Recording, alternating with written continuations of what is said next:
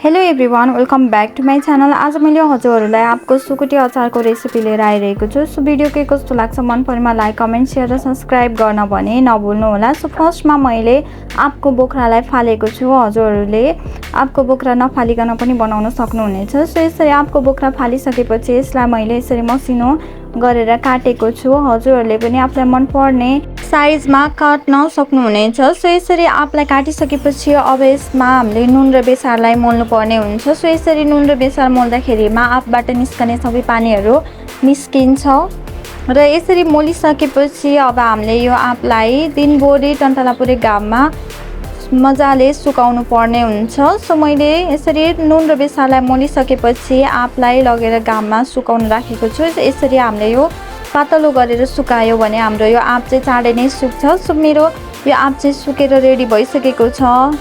हजुरहरूले देख्न सक्नुहुन्छ मेरो आँप मजाले सुकेको छ र मैले एक घाममा मात्रै सुकाएको छु। यदि हजुरहरूकोतिर घाम लागेको छैन भने 2 घाम पनि सुकाउन सक्नुहुनेछ।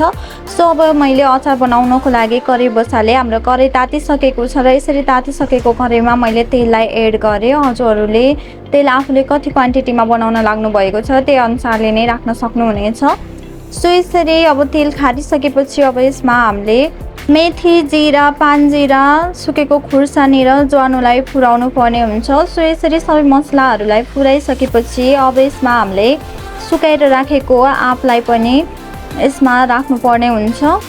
सो यसरी आँपलाई एड गरिसकेपछि अब हामीले यसमा नुन र बेसारलाई पनि एड गर्ने र राम्रोसँग चलाउने। नुन राख्दाखेरिमा चाहिँ अलिकति थोरै राख्नुपर्ने हुन्छ किनभने हामीले पहिले नै नुन र बेसार मोलेको हुनाले यसमा नुन चाहिँ अलिक कम लाग्छ। सो यसरी नुन र बेसारलाई एड गरेर राम्रोसँग चलाइसकेपछि अब यसलाई एउटा भाँडोले छोपिदिने र अर्कोतिर मैले बेलीलाई पकाउनको लागि भाँडामा थोरै पानी राखेर बेलीलाई पनि राखेँ पकाउनको लागि। सो यसरी हामीले यो आँपलाई बेला बेलामा चलाइराख्नु पर्ने हुन्छ र बेलीलाई पनि चलाउँदै यसरी हामीले पकाउनु पर्ने हुन्छ।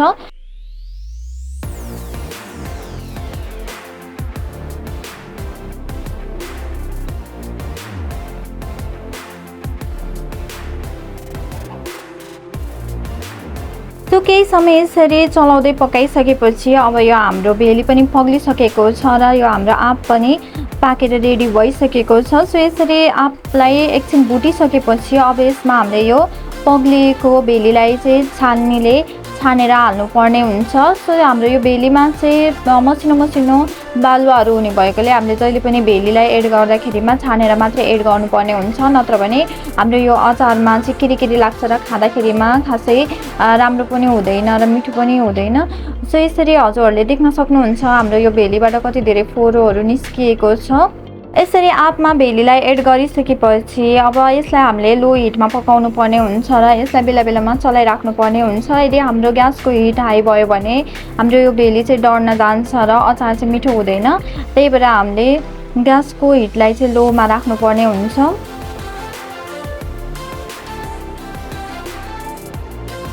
हजुरहरूले नुन र बेसारलाई पहिले पनि एड गर्न सक्नुहुन्छ र पछि पनि एड गर्न सक्नुहुन्छ। सो मैले चाहिँ यहाँनिर बेली राखिसकेपछि मात्र नुन र बेसारलाई एड गर्न गइरहेको छु। सो यसरी नुन र बेसारलाई एड गरेर यसलाई राम्रोसँग चलाउने।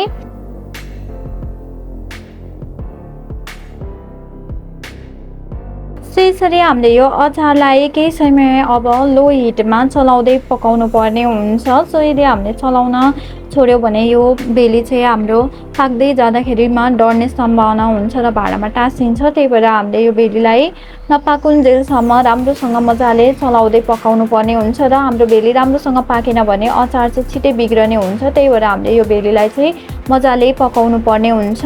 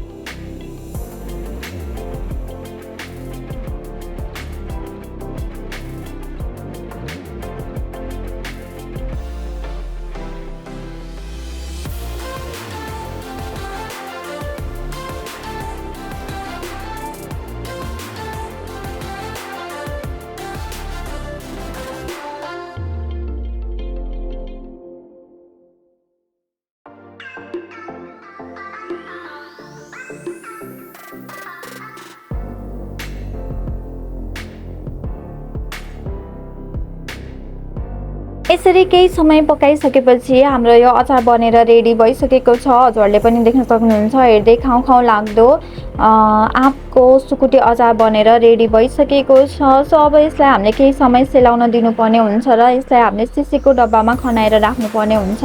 हामीले अचार राख्दाखेरिमा जहिले पनि सिसाको बोतलमा राख्नुपर्ने हुन्छ। सो सिसाको बोतलमा राख्दाखेरिमा हाम्रो अचार चाहिँ चाँडै बिग्रिँदैन। यसरी मैले अचार सेलाइसकेपछि सबै अचारहरूलाई सिसीको बोतलमा राखी पनि सकेँ। हजुरहरूलाई आजको मेरो यो रेसिपी के कस्तो लाग्यो मन परेमा लाइक, कमेन्ट, सेयर र सब्सक्राइब गर्न भने नभुल्नु होला। Thank you so much for watching my videos. Bye bye, see you.